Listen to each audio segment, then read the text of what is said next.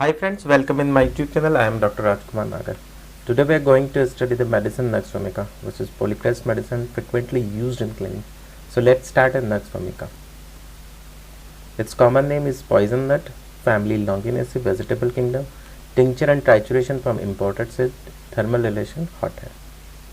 If we talk about the constitution has some specific character which is one of the best remedy with which to commence treatment of cases that have been drugged by mixtures, bitters, vegetable pills, nostrums or quick remedies, especially aromatic or hot medicine, but only if symptoms correspond. किसी भी case को शुरू कराना हम चाहते हैं, दवाई देना चाहते हैं, तो हम नक्स वोमिका से उस केस की शुरुआत कर सकते हैं जहाँ पे मिक्सचर ड्रग दिए गए हों, वेजिटेबल पिल्स दी गई हैं या कुछ अदर एरोमेटिक मेडिसिन या हॉट मेडिसिन अगर सिम्टम्स करस्पॉन्ड करते हो तो। अगर हम आगे कॉन्स्टिट्यूशन की बात करें तो adapted to thin, irritable, careful, zealous person with dark hair and bilious or sanguine temperament. कैसा है? Thin, irritable and careful and jealous person with dark hair and bilious or sanguine temperament, disposed to be quarrelsome, spiteful, malicious, nervous and melancholic. quarrelsome झगड़ालू प्रवृत्ति वाला, malicious, nervous and melancholic person के cases में हम nux vomica का उपयोग कर सकते हैं। आगे देखें, debauchers of thin, irritable, nervous dispositions, prone to indigestion and hemorrhoids. ऐसा व्यक्ति जो इंडाइजेशन इसको बना रहता है और इसको पाइल्स की तकलीफ होती है। Person with light and blue eyes की अगर बात करें तो लोबियला है। Nux is chiefly successful with persons of an ardent character, of an irritable impatient temperament. Irritable and impatient होता है, आर्डेंट होता है। Dispositions to anger, dispositions to quarrelsome देख के हैं, बट डिस्पोजिशंस टू एंगर बहुत जल्दी गुस्सा आता है। स्पाइट और डिसेप्शन, हैनीमन साहब ने ऐसा कहा है। Anxiety with irritability, with inclinations to commit suicide but is afraid to die. चिंता और चिड़चिड़ापन इतना रहता है कि सुसाइड भी करना चाहता है पेशेंट, बट सुसाइड करने से डरता है। हाइपोकॉन्ड्रिक होता है, लिटरली इन स्टूडियस पर्सन होता है, who too much at home, suffer from want of exercise with gastric abdominal complaints and costiveness specially in drunkards. अगर हम मेंटल सिम्टम्स की बात करें तो persons who are very irritable, careful but inclinations to become easily excited or angered, irascible and tenacious. irascible है।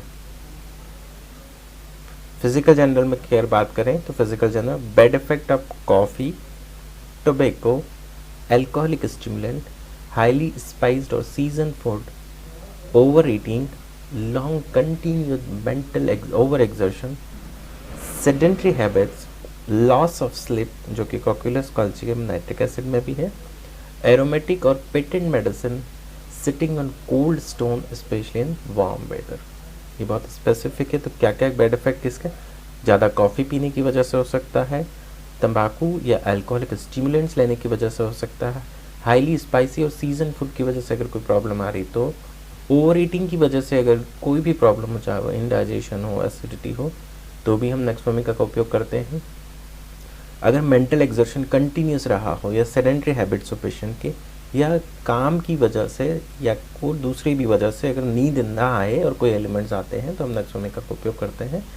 Aromatic और patent medicine और sitting in cold stones पे अगर वार्म वेदर में बैठने से कोई तकलीफ आती है, तो हम नक्स वोमिका का उपयोग करते हैं। अगर लॉस ऑफ स्लीप में हम डिफ्रेंशिएट करें तो लॉस ऑफ स्लीप में अर्जेंटम नाइट्रिक एसिड में लिखा हुआ है elements after continuous loss of sleep. यहाँ पे लॉस ऑफ स्लीप है, जबकि यहाँ पे कंटिन्यूस लॉस ऑफ स्लीप की वजह से प्रॉब्लम होती है। अगर हम कोक्यूलस की बात करें तो कोक्यूलस में लिखा है from loss of sleep, mental excitement and night watching, feel weak as if they lose but on आवरिंग sleep, convulsion after loss of sleep of anger and grief. ये कोक्यूलस में लिखा हुआ है। अगर हम आगे बात करें ओवर सेंसिटिवनेस की, तो over sensitiveness to external impression, to noise, order, light और म्यूजिक। अगर लाइट और म्यूजिक को डिफरेंशिएट करें तो नक्स मस्किटा में लिखा हुआ है over sensitive to light, hearing, of smell and to touch. ये नक्स मस्किटा में लिखा हुआ। Trifling ailments are unbearable, every harmless words offends, हर छोटी से छोटी चीज़ का बुरा मान जाता है और हर छोटी चीज़ सहन नहीं होती। ट्रफलिंग एलिमेंट्स आर अनबियरेबल, जो कि कैमोमिला में भी है। एवरी हार्मलेस वर्ड्स ऑफेंड, छोटी से छोटी कही बात भी, और जिसको इंटेंशन ये नहीं था कि वैसे बुरा लगे, बट यहाँ पे बुरा लग जाता है, वो उसको गलत तरीके से समझता है या लेता है। अगर हम ओवर सेंसिटिवनेस में अगर वो डिफ्रेंशिएट करें तो कैलेडियम में लिखा हुआ है वेरी सेंसिटिव टू नॉइज। यहाँ पे लाइट और म्यूजिक के लिए ओवर सेंसिटिवनेस है, नॉइज के लिए भी है। Slightest noise started from sleep. Caladium में लिखा हुआ है कि सेंसिटिव है बहुत ज़्यादा, थोड़ी सी आवाज़ के लिए भी, और नींद में चमक के उठ जाता है कैलेडियम। अगर हम आगे एसारा यूरोपियम की बात करें तो ओवर सेंसिटिवनेस ऑफ नर्व्स है, स्क्रैचिंग अ ब्लीनर सेल, crackling a paper is unbearable. अगर हम आगे बात करें फेरमबेट की, डिफ्रेंशिएट करें तो irritable, slightest noise like crackling a paper drive him to despair. Next vomica में over sensitive external impression, noise and light and music को लेके, और जो नक्स मस्केटा में वो हम देख चुके हैं कि यहाँ पे भी वो लाइट को लेके, बट यहाँ पे म्यूजिक भी है। Hearing of smell to touch से भी ओवर सेंसिटिव है नक्स एम। अगर हम आगे बात करें फिजिकल जनरल में तो पेन का एक स्पेसिफिक कैरेक्टर है, वो है tingling, sticking, hard aching words from motion and contact. Tendency to faint, ये बहुत स्पेसिफिक यहाँ पे लिखा हुआ है, टेंडेंसी टू फेंट, फेंट हो जाता है। नेक्स्ट एंड सल्फर भी होता है। अब कब फेंट होता है? फ्रॉम ऑर्डर्स इन मॉर्निंग, सुबह सुबह, आफ्टर ईटिंग, खाना खाने के बाद, and after every labour pain. इतनी ज़्यादा टेंडेंसी फेंट की कि दर्द भी सहन नहीं कर सकते। अगर हम नक्स एम की बात करें तो नक्स एम में लिखा हुआ है एन इंक्लिनेशन ऑफ फेंट इवन फ्रॉम स्लाइट पेन, थोड़े से भी दर्द से। यहाँ पे लेबर पेन जैसा अगर सिवियर पेन होता है तो ही फेंट होता है, जबकि नक्स एम स्लाइटेस्ट पेन से भी फेंट हो जाता है। अगर हम आगे बात करें फिजिकल जनरल में तो can not keep from falling asleep in the evening while sitting or reading hours before bedtime and awake at 3 to 4 am. देखिए सुबह सुबह it awakes at 3 to 4, falls into a dreamy sleep at daybreak from which he is hard to arouse and then feels tired and weak. रात को late सोता है और फिर सुबह सुबह उसको नींद आती है और अच्छे से पेशेंट सोता है, और बट यहाँ पे नींद पूरी नहीं हुई इसलिए टायर्ड एंड वीक फील करता है, जो कि पल्सेटिलम में। पल्सेटिलम में क्या लिखा हुआ है देख लेते हैं।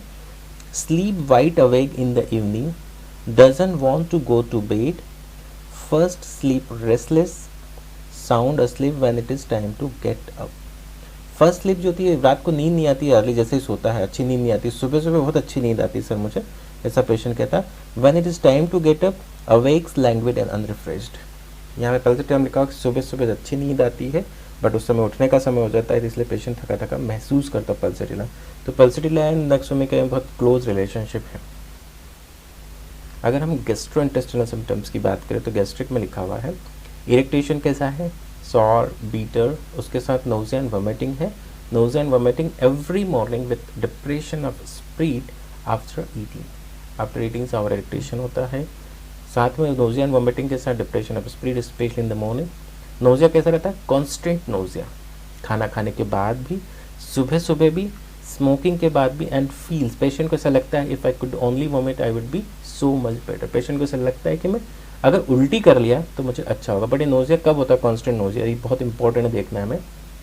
खाना खाते ही जी मचलाने लगता है, सुबह सुबह जी मचलाता है, स्मोकिंग के बाद भी जी मचलाता है, बट फिर भी स्मोक करता है पेशेंट क्योंकि यूज टू है, और पेशेंट को ऐसा लगता है कि if I could only vomit I would be so much better. Stomach में बहुत स्पेसिफिक सिम्टम्स लिखे हुए हैं, प्रेशर एंड आवर और 2 after eating as from stone. ऐसा लगता है कि पेशेंट को पेट में स्टोन वाली फीलिंग आती है, और ये खाना खाने के 1 से 2 घंटे के बाद आती है। इमीडिएटली किस में आती है? कैलिबाइन नक्सोमिकम। तो कैलिबाइक्रोम में क्या लिखा हुआ हम देख लेते हैं। कैलिबाइक्रोम में लिखा हुआ है gastric complaints, bad effect of beer और लॉस ऑफ एपिटाइट, एपिटाइट की लॉस की वजह से हो सकता है, बियर के इफेक्ट की वजह से सकता है, weight in pit of stomach, flatulency, aggravation soon after eating, vomiting of ropy mucus and blood, rounded ulcer of stomach. ये कैली बाइक्रोम में लिखा हुआ है। अगर हम नक्स एम की बात करें तो नेक्स्ट एम में लिखा हुआ है स्टमक में प्रेशर एन आर और 2 after eating from a stone immediately after. ये नेक्स्ट वी में लिखा हुआ, नेक्स्ट एम में लिखा हुआ eating a little too much causes headache. ये बहुत स्पेसिफिक जो नेक्स्ट मॉस्केटा में लिखा, थोड़ा भी ज़्यादा खाने से सिर दर्द होता है। पेनफुलनेस एंड डिस्ट्रेस इन स्टमक, यहाँ पे डिस्ट्रेस एंड पेनफुलनेस होती है, जबकि वहाँ पे वेट होता है। While eating immediately after eating, जो कि है नेक्स्ट एम में। Pyrosis, tightness, must लूजन clothing, can not use the mind for 2 और 3 आवर आफ्टर मील। ये बहुत इंपॉर्टेंट है। खाना खाने के बाद 2 या 3 घंटे बाद ये कोई काम नहीं कर सकता है, एकदम स्लीपी होता है। Sleepy after dinner from anxiety, worry, brandy, coffee, drugs, night watching and high living etcetera. अगर हम कॉन्स्टिपेशन की बात करें गैस्ट्रोइंटेस्टाइनल सिम्टम्स में है, तो constipation with frequent unsuccessful desire, ये बहुत इंपॉर्टेंट है। पेट साफ होता ही नहीं, बार बार जाने की इच्छा जरूर होती है और थोड़ा सा स्टूल होता भी है, और sensation as if not finished वाली, कि ऐसा लगता है कि थोड़ा और आ जाए, थोड़ा और अच्छा हो जाए तो अच्छा रहेगा, और बार बार इच्छा होती है। और ये इच्छा कहाँ फील होती है, स्पेसिफिक लिखा हुआ है नक्सोमिका में कि जो फीलिंग आती है वो आती है रेक्टम में और अपर एब्डोमेन में इग्निशन वेरेट्रम को दे। तो इग्निशा में क्या लिखा हुआ है, desire felt in rectum Nux vomica, desire felt in upper abdomen Ignatia, desire felt in epigastrium, तो वो है वेरेट्रम एल। अगर हम बात करें आगे, frequent desire for stool, anxious, ineffectual desire, relieve for a time after stool. जो फ्रिक्वेंट अनसक्सेसफुल डिजायर है उसमें स्टूल के बाद थोड़ा सा रिलीफ आता है, और अनसक्सेसफुल डिजायर कब, in the morning, after rising, उठने के बाद, आफ्टर मेंटल एक्सर्शन, और inactive no desire, brine and sulphur. Alternate constipation and diarrhoea, sulphur and veratrum in person who have taken purgative all their lives. Constipation diarrhoea बना रहता है, जो कि laxative जिन्होंने लाइफ में लेते रहते हैं, लेग्जेटिव लेते रहते हैं। Strangulated hernia specially umbilical.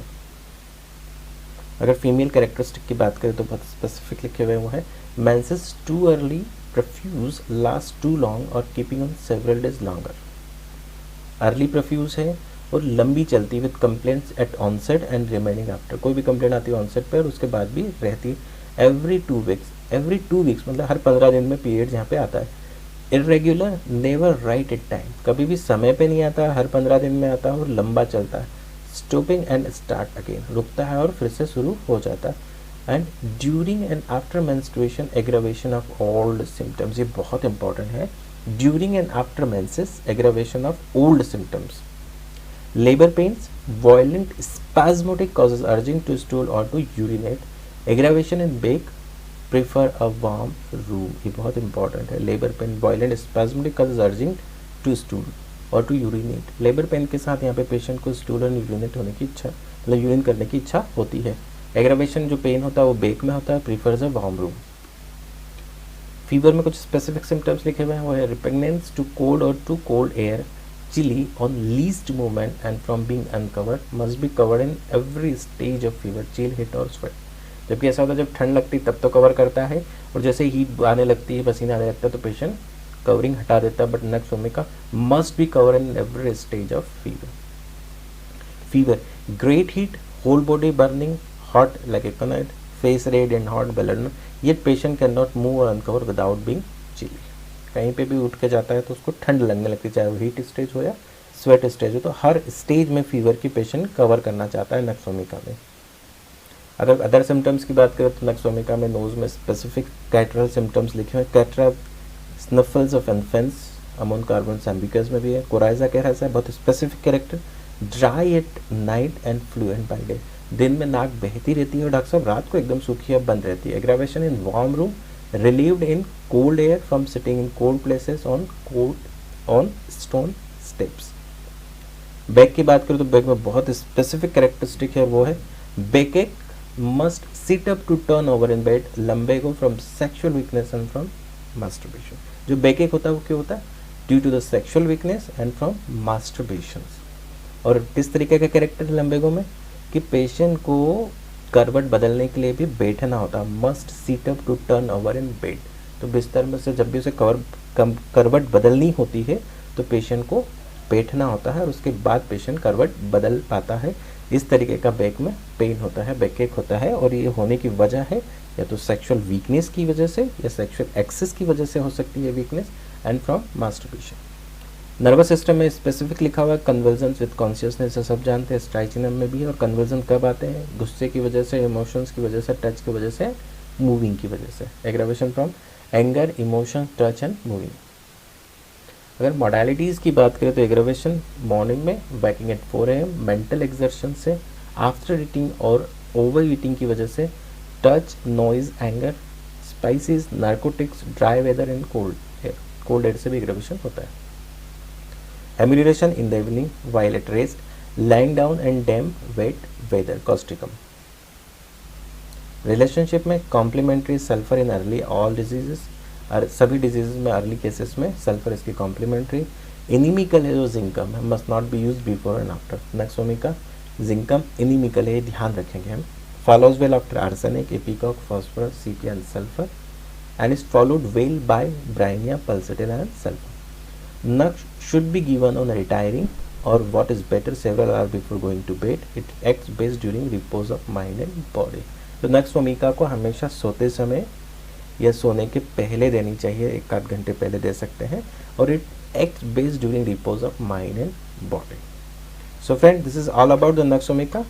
आपको ये कैसी लगी प्लीज़ मुझे बताइए कमेंट बॉक्स में, and keep watching my channel, and please like, share and subscribe my channel. Thank you very much.